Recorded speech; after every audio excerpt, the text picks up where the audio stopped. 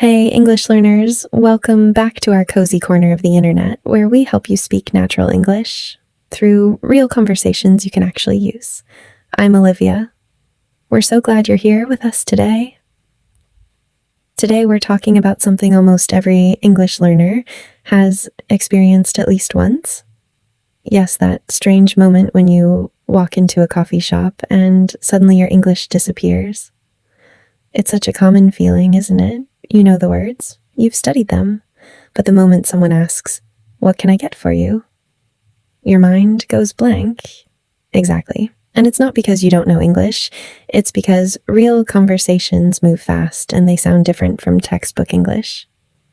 So today we're going to walk through exactly how natives really talk in a coffee shop.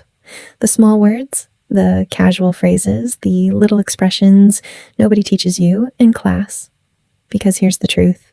A coffee shop conversation isn't just, "I would like a coffee, please," right? Natives don't usually talk like that. They say things like, "Can I just get a flat white?"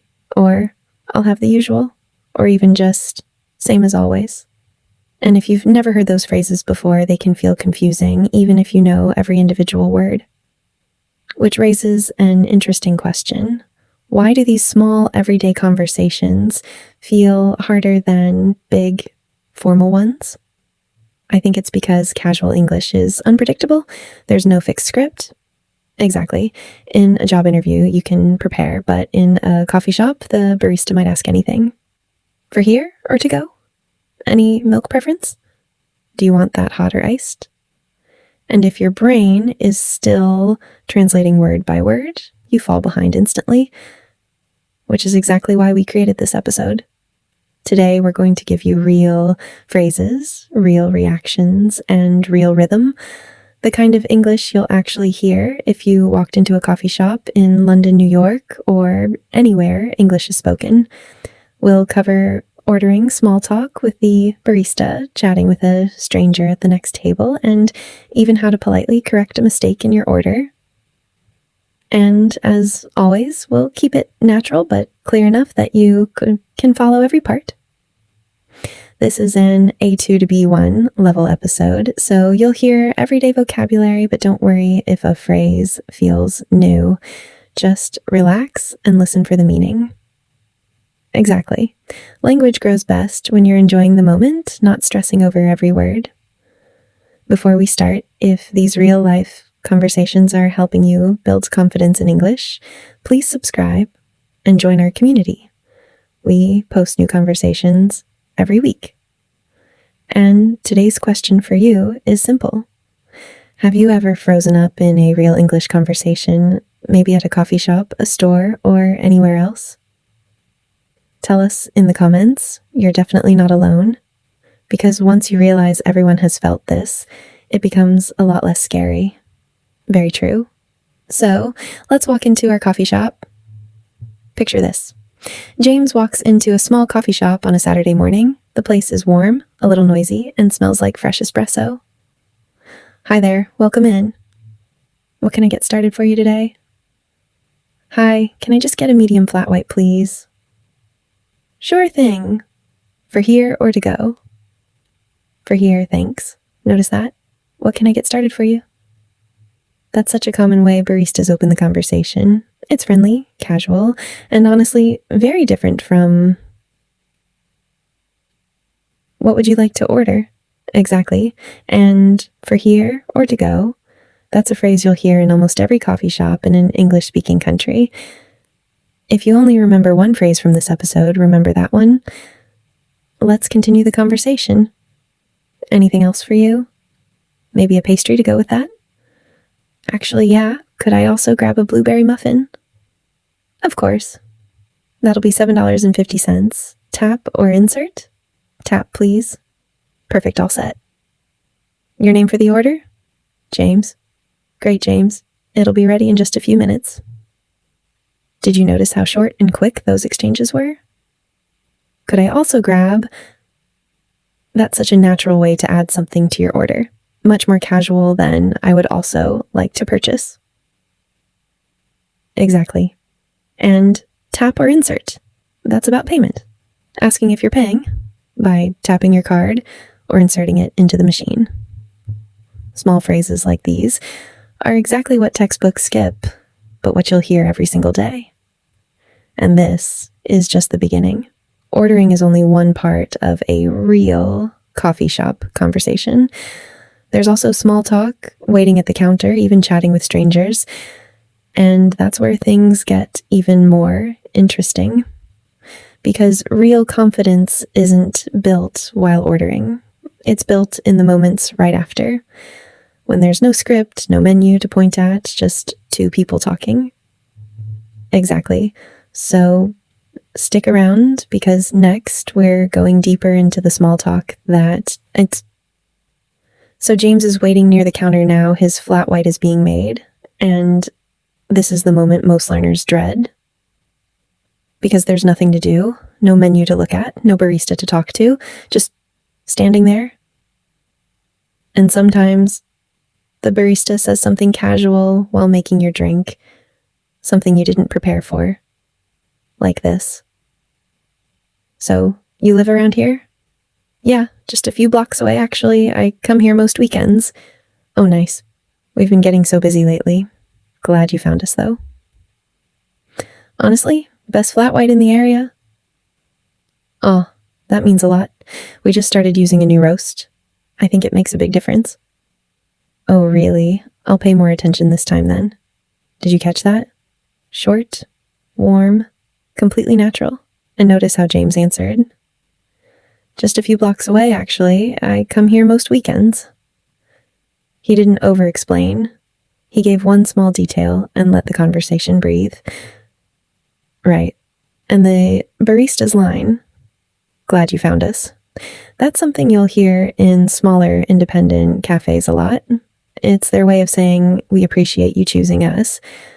Very warm, very human. And James just replied with a genuine compliment. Best flat white in the area. No big sentences, just real. That's the thing about small talk, it doesn't need to be clever. It just needs to feel honest. So what actually makes this kind of conversation hard for learners? It's the unpredictability. In a job interview, you can prepare answers, but here the barista might say anything, and your brain has maybe 2 seconds to respond, which is why the best thing you can do is stop trying to prepare the perfect sentence and start just listening, really listening to the rhythm, to what people add, to what they leave out. Because once you notice the pattern, it becomes much easier to follow it. And there is a pattern. Small talk follows a simple rhythm. Short answer, one small detail, maybe something back. Let's look at what James did. You live around here? That's the question. He said, yeah, just a few blocks away, actually. Short answer, small detail. Then he added, I come here most weekends. One more detail to keep things going. That's it. You don't need to fill every silence. You just need to give enough for the other person to hold on to. And if nothing comes to mind, ask something back. What about you? Do you work here every day? Now they're talking and you have a moment to breathe. This is a real skill, and like any skill, it gets easier the more you actually use it out loud in real moments, not just in your head. Now, James has his coffee. He finds a seat near the window, and this is where something unexpected happens. The person at the next table smiles at him. Sorry, is anyone sitting here? No, go ahead. Thanks so much. It's so packed today, isn't it? Right? I didn't expect it to be this busy on a Saturday morning. Me neither. I just needed to get out of the house for a bit. Same. Sometimes you just need a coffee and a change of scenery. Exactly. I'm Maya, by the way. James, nice to meet you. That whole conversation started with one simple question. Is anyone sitting here? And from there, it just flowed. It's so packed today, isn't it? That's called a tag question. You make a small observation and invite the other person to agree. It's one of the lowest pressure ways to start talking to a stranger because you're not asking them anything personal. You're just sharing a moment. And Maya's reply was perfect. Me neither. I just needed to get out of the house for a bit. A for a bit means for a short time, very casual, very common. Then James said, sometimes you just need a coffee and a change of scenery. A change of scenery means going somewhere different just to reset your mind. It's a phrase that feels warm and a little poetic without trying too hard. And they ended with introductions. No awkward pause, no forced moment. Just, I'm Maya, by the way. James, nice to meet you. 2 strangers, 2 minutes, a real conversation. And neither of them said anything impressive. They just said the right small things at the right moments. That's what confident English actually looks like. Not big vocabulary, not perfect grammar. Just comfort, ease, the feeling that you belong in the conversation. And here's something worth holding on to. Maya didn't know James would be easy to talk to. James didn't know Maya would be friendly. They just tried, and it worked. Most real conversations are like that, a little uncertain at the start, and then suddenly natural. You're more ready for that than you think. Before we move to our last section, let's bring back a few phrases from today, not as a list, more like a quick replay. Remember when James said, just a few blocks away, actually? That actually, it softens answers, makes them sound less stiff. Very useful. For a bit, short time, change of scenery, a new place to clear your head. It's so packed, isn't it? Your go-to line for starting a conversation with a stranger. These aren't phrases you need to memorize. Just notice them when you hear them next time. That noticing, that's where fluency starts. Coming up, the moment nobody prepares for. Your order arrives and something's wrong. Do you stay quiet or do you speak up? We'll show you exactly what to say. Politely, naturally, confidently. Stay with us.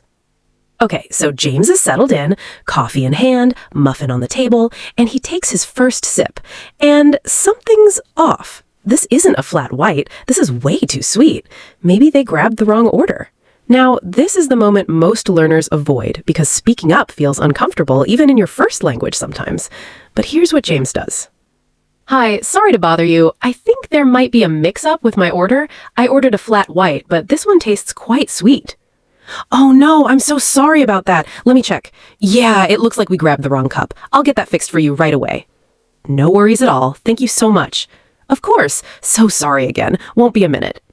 Did you notice what James did there? He didn't complain. He didn't say, you got it wrong. He said, I think there might be a mix-up.